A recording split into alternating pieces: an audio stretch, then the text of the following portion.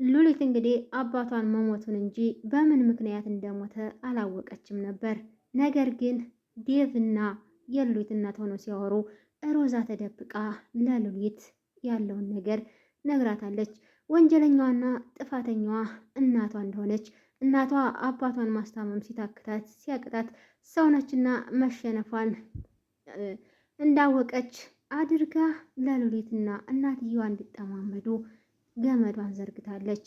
ሉሊት እናትየዋን ምናለቻት? ባንቴኑ ሉሊትን ለማጽናናት እኔ የኔ የምለው ለኔ የሚያስብ ከኔ የሚቆም ማንም ሰው የለም። ሰላም ጤና ይስጥልኝ። ውድና የተከበራችሁ ውድ የሀገር የልጆች በውጭም በሀገርም ያላችሁ እንዴት ናችሁ? ደህና ናችሁ ወይ? በያላችሁበት የዓለም ዙሪያ ሰላማችሁ ብዝት ትረፍርፍ ይበልልኝ። ሙስሊም እህት ወንድሞችም ሰላም ሰላም ብያለሁ። ዛሬም እንደተለመደው አጓጊና ልብ አንጠልጣይ እንዲሁም አስተማሪ የሆነው ባሏ ሙሽራ ይዞባት የመጣው ሚስት ወይም ትንሿ ሙሽራ ተከታታይ ድራማን ይዤላችሁ መጥቻለሁ። እንድትከታተሉኝ በአክብሮት እየጋበዝኩኝ ቀጥታ ወደ ቪዲዮ እንሄዳለን። እንግዲህ ባለፈው ክፍል የሉሊት እናት ከክፍለ ሀገር መታ ወደ እነ ዳዊት ቤት ሲገቡ ሉሊትና ሔዋን እሳሎን ተቀምጠው ስለ ወረቀቱ እያስረዳቻት ሔዋን በጭንቀት ፊቷ ላይ በር ሲንኳኳ ቁጭ ብድግ ስትል ነበር። ሉሊትም ሔዋንን ምን ሆነች ነው የደነገጥሽ ትመስያለሽ ስላት ብታስመስልም እንግዲህ ጨክነው ዳዊትና የሉሊት እናት እቤት ይገባሉ። ሉሊት እንግዲህ እናቷን ስታይ ጥቁር ለብሳለች፣ ጥቁር አስራለች። ከዛ እንግዲህ ሰላም ካለቻት በኋላ በሩን ብታይ ከኋላ ተከትሏት የሚመጣዋ ማንም ሰው የለም። አባዬስ ብላ ስትጠይቅ አበባዬ ብላ እናትየዋ እንግዲህ በለቅሶ ትንሰቀሰቃለች። በዛን ሰዓት እንግዲህ የሉሊት እናት እንባዋን ተቆጣጥራ አባቷ እንዳረፈ ትነግራታለች። ሉሊትም ከባድ የሀዘን መርዷን ትሸከማለች። በዛን ሰዓት በጣም ትደነግጣለች። ሔዋንና ዳዊትም በጣም ያዝናሉ። ሁሉም ቤታቸው በሀዘን ይሞላል። እንግዲህ ስለመሞቱ እንጂ የሉሊት አባት በምን ምክንያት እንደሞተች አልተናገሯትም። እንግዲህ ቁጭ ብለው ባንቴኑ ሉሊት ጋር ይሄድና በደንብ ያጽናናታል። ከዛ በፊት ዳዊት ለባንቴኑ የሉሊት አባት እንዳረፈ ይነግራታል። መሞቱ ሳይሆን የሚጎዳት ስለ አሟሟቱን ብታቅ ነው። አሟሟቱ የሞተው በጣም የሚያሳዝንና እጅግ የሚያስፈራ ነው። እኔ ግን ይሄ ነገር ዝም ብሎ የተፈጠረ ድንገታዊ አይመስለኝም ብሎ ዳዊት ጥርጣሬውን ለባንቴኑ ይረዳዋል። ቆይ እንዴት ነው የሞተው? ማለት በምን ምክንያት? እናትየው ገበያ ሄደው ነበረ። አባትየው እቤት ውስጥ በር ተዘግቶባቸው ነበረ እና ቤታቸው ተቃጥሏል። እሺ ቆይ ቤታቸው ሲቃጠል እነሱ ቤት ብቻ የተቃጠለው ወይስ ሌላ ቤት ተቃጥሏል ሲለው ሲጠይቀው አይ የእነሱ ቤት ብቻ ነው። የሚገርመው ነገር ደግሞ በሩ ከውጭ ተቆልፎ ነበር። ስለዚህ ይህ ሰውዬ ሉሊትና ባለቤታቸውን እየጠሩ አድኑኝ እያሉ ሞተው ነው የተገኙት።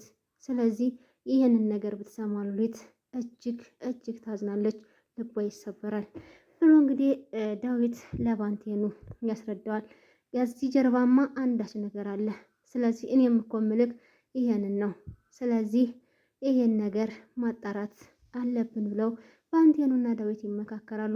ለማንኛውም እሺ ሉሊትን ሄጄ ላጽናናት ብሎ ባንቴኑ ወደ ሉሊት ይሄዳል። ሉሊት ጋር የሚሄድና እንግዲህ ቁጭ ብሎ ሉሊት አባትሽ በሞቱ እጅግ በጣም አዝናለሁ።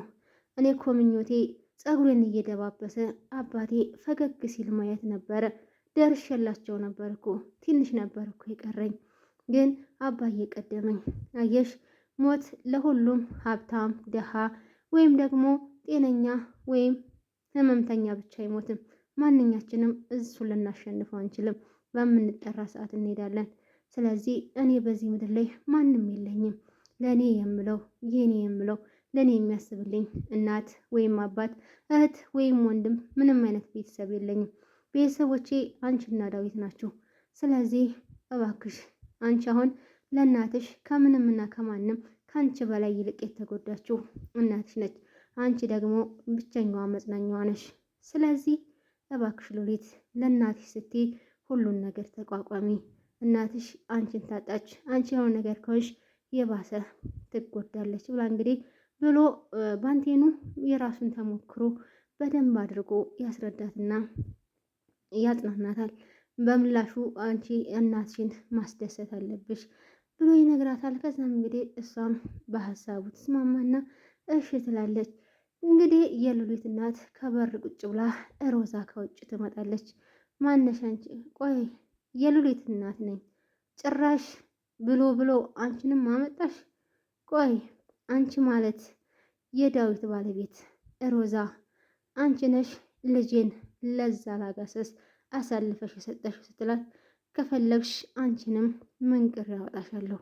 እኔ በጠራሽኝ ስጠርተሽኝ ሳይሆን ሳትጠሪኝ ቤትም አይቤት የሚል ጆሮ አለኝ ስትላት፣ እንግዲህ ውሳ መንፈስ ነሽ ያው በዩ በማንኛውም ሰዓት እበቀልሻለሁ ብላት እንግዲህ ሮዛ ጥላት ወደ ውስጥ ትገባለች። በዛን ሰዓት እንግዲህ ዳዊት የሉሊት እናት ቁጭ ብላ በር ላይ ያገኛታል። እንዴ ምን ነው እናቴ? ምን ነው የሉሊት እናት? ምን ሆናችሁ ነው እዚህ የተቀመጣችሁት? አይ እንደው ዝም ብዬ ነው የኔ ልጅ፣ ከዚህ በላይ እዚህ መቆየቴ አስፈላጊ አይደለም። ስለዚህ መሄድ አለብኝ። ለአበባዬ ብዬ ነው እዚህም የመጣሁት። ዝም ብዬ ማንም ነው ሳይለኝ እሷን ጭክን ብዬ ወይ አንዱ ገዳም ሄጄ ፈጣሪዬን ልውቀስ ሰወቅስ ልኖር ብዬም አስቤ ነበረ። በአበባዬ ግን መጨከን አቃተኝ። በፍጹም ይሄ አይሆንም። በፍጹም እኔ እያለው እናንተ እንድትወጡ አልፈቅድም። ስለዚህ የሚቸግሯችሁ የሚያስፈልጋችሁ ነገር ካለ በማንኛውም ሰዓት እኔ ያለሁ እንደ ልጃችሁ ይህን ብሎ ዳዊት እንግዲህ የሉሊት እናት ያሳምናታል። በዛን ሰዓት እንግዲህ ተይዘው እቤት ይገባሉ። እቤት ገብቶ እንግዲህ ዳዊት ስልክ እያወራ ስራ ነገ እንደማይገባ ለሔዋን እየነገራት መፈረም ያለበት ነገር እንዳለ ባልደረባው እንዲፈርምለት እየነገራት እያለ የሉሊት እናት ድንገት ትመጣለች። ከዛ ምን ነው የሉሊት እናት? እሺ በቃ ይቅርታ ስልክህን ጨርስ ስትለው ጨርሻለሁ፣ ችግር የለውም ቁጭ በሉ ብለው ያው ስታወራው ስጋቷን እኔ በጣም ጨንቆኛል እኮ ፊታችሁ እኮ የተረበሸ ይመስላል። ምንድን ነው የተፈጠረ ችግር አለ?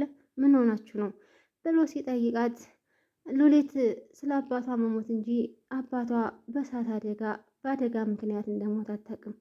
ስለዚህ ምን ማድረግ እንዳለብኝ በጣም ግራ ገብቶኛል፣ ፈርቻለሁ የኔ ልጅ እያሉ ሲያወሩ ሮዛ ተደብቃ ታዳምጣለች። ከዛ እንግዲህ ዳዊት እኔም በጣም ጨንቆኛል፣ ነገር ግን ተረጋግተን ካሰብንበት በኋላ እንነግራታለን። ከመሞታቸው በላይ በእርግጥ የሚጎዳት የአሟሟታቸው ሁኔታ ነው። አሟሟታቸው አይደለም ለሷ ለኛም በጣም ያሳዝናል። ስለዚህ ይሄን ነገር መደበቃችንም አስፈላጊ አይደለም።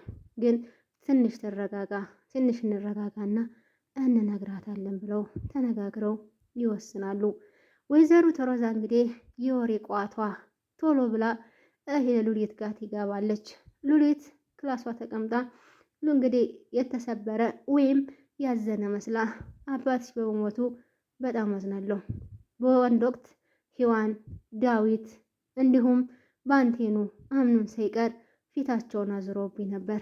በዛን ሰዓት አንድ ሰው ነበረች ትከሻዬን እየነካካች የምታጽናናኝ፣ እሷም አንቺ ነሽ ትላታለች። ምን ለማለት ነው የፈልገሽ ነው? አልገባኝም።